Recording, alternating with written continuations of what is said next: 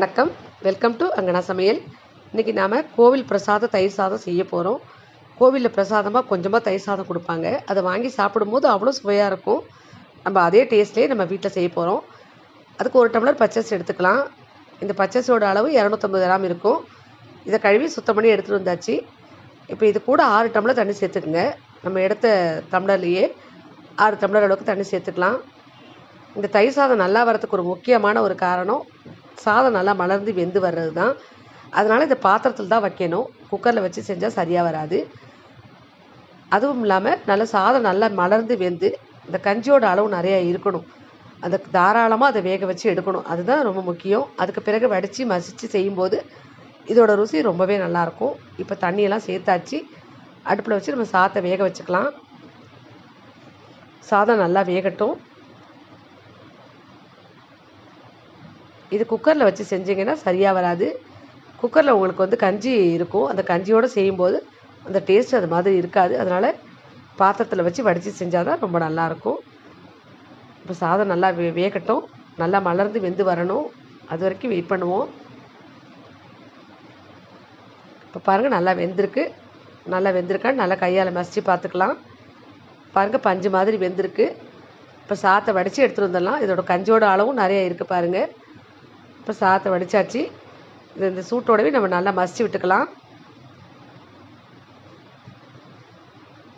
இது கூடவே இதுக்கு தேவையான உப்பையும் சேர்த்து நல்லா கலந்துக்கலாம். நான் 1 ஸ்பூன் அளவுக்கு கல் உப்பு சேர்க்குறேன். நீங்கள் உப்பு பார்த்து சேர்த்துக்குங்க. இப்போ உப்பு கரையிற மாதிரி நல்லா கலந்து விட்டுக்குங்க. இது ஒரு 3 பேர் தாராளமாக சாப்பிடலாம். இது கூட முதல்ல இப்போ பாலை சேர்த்துக்கலாம். இது நல்ல பசும்பால், காய்ச்சி ஆற வச்ச பசும்பாலை இந்த மாதிரி திக்கான பாலாக சேர்த்துக்குங்க. ரொம்ப டேஸ்ட் ரொம்ப நல்லாயிருக்கும். ஆடையோடு சேர்த்துக்கிட்டிங்கன்னா இன்னும் ரொம்ப நல்லாயிருக்கும். இதுக்கு பசும்பால் சேர்த்துக்கிட்டிங்கன்னா ரொம்பவே நல்லாயிருக்கும்.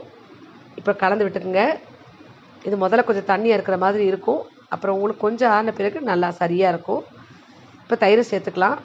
நான் இதுக்கு 1 டம்ளர் அளவுக்கு தயிர் சேர்க்குறேன்.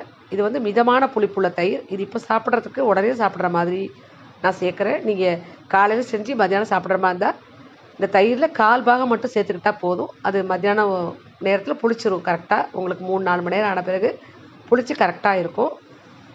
இப்போ தயிரையும் கலந்தாச்சு. இது கூடவே கொஞ்சம் வெண்ணெயை சேர்த்து கலந்து விட்டுக்கலாம். இந்த மாதிரி வெண்ணெய் சேர்க்கும்போது டேஸ்ட் ரொம்ப நல்லா ஒரு மாதிரி க்ரீமியாக நல்லாயிருக்கும். இப்போ எல்லாமே நம்ம கலந்தாச்சு. இப்போ இதுக்கு கருவேப்பிலை, கொத்தமல்லி, இஞ்சி, பச்சை மிளகாய் எல்லாம் நறுக்கி வச்சுருக்கோம். இதை எல்லாமே பச்சையாக சேர்க்க போகிறோம். அந்த சாதத்தோட கோயில் பிரசாதத்தில் இந்த மாதிரி தான் சேர்ப்பாங்க. இந்த சாதத்தை சூட்டோடய சேர்ந்து கலந்து விடும்போது ரொம்ப நல்லாயிருக்கும். இது கூடவே ஒரு 1/4 ஸ்பூன் அளவுக்கு பெருங்காயத்தூளை சேர்த்துக்குங்க. சேர்த்து நல்லா இப்போ எல்லாமே கலந்துக்குங்க. இதுக்கு பிறகு தான் நம்ம தாளித்து சேர்க்க போகிறோம். இப்போ எல்லாத்தையும் நல்லா கலந்தாச்சு. பாருங்கள், பார்க்கும்போதே ரொம்ப நல்லாயிருக்கு. ஒரு மாதிரி க்ரீமியாக ரொம்ப பார்க்கும்போதே சாப்பிடணும் போல் இருக்குது பாருங்கள். இப்போ தாளிச்சிக்கலாம். ஒரு சின்ன சாஸ்பேன் அடுப்பில் வச்சு 2 ஸ்பூன் நல்லெண்ணெய் விட்டுக்குங்க. நல்லெண்ணெய் சேர்த்து செஞ்சிங்கன்னா ரொம்ப நல்லாயிருக்கும். இல்லைனாலும் நீங்கள் ரீஃபைண்ட் ஆயில் ஏதாவது சேர்த்துக்கலாம். இப்போ எண்ணெய் காஞ்சது, கொஞ்சமாக கடுகு, ஒரு காஞ்ச மிளகாய், கொஞ்சமாக உளுந்து சேர்த்து கருவேப்பிலையும் சேர்த்து தாளிச்சிக்கலாம். ஏற்கனவே நம்ம பச்சை மிளகாய் சாதத்தோடு சேர்த்துருக்குறோம். ஒரு காஞ்ச மிளகாய் சேர்த்துக்கிட்டிங்கன்னா உங்களுக்கு அந்த வாசம் ரொம்ப நல்லாயிருக்கும். வெயில் நேரத்தில் இந்த மாதிரி ஒரு தயிர் சாதம் சாப்பிடும்போது அவ்வளோ நல்லாயிருக்கும். இப்போ தாளிச்சதெல்லாம் சேர்த்து நல்லா கலந்து இப்போ நம்ம தயிர் சாதத்தை எடுத்துக்கலாம். நமக்கு ரொம்ப ரொம்ப டேஸ்டியான, இந்த வெயில் நேரத்துக்கு ரொம்ப வயிற்றுக்கு இதமான ஒரு தயிர் சாதம், அதுவும் கோவில் பிரசாத தயிர் சாதம் மாதிரி ரெடி பண்ணியிருக்கோம். ரொம்ப டேஸ்ட்டாக இருக்கும். நீங்கள் வீட்டில் செஞ்சு பாருங்கள். இதுக்கு கூட தொட்டுக்கிறதுக்கு நான் உருளைக்கிழங்கு செஞ்சுருக்கேன். இது சின்ன சின்னதாக கட் பண்ணி போட்டு இந்த மாதிரி உருளைக்கிழங்கு ஃப்ரை பண்ணியிருக்கேன். நீங்கள் மாங்காய் ஊறுகாயோ தொட்டு சாப்பிட்லாம். ரொம்ப டேஸ்ட்டாக இருக்கும். ஃப்ரெண்ட்ஸ், இந்த வீடியோ பிடிச்சிருந்தா மறக்காமல் ஒரு லைக் பண்ணுங்கள், ஷேர் பண்ணுங்கள், சப்ஸ்கிரைப் பண்ணி நம்ம சேனலுக்கு சப்போர்ட் பண்ணுங்கள்.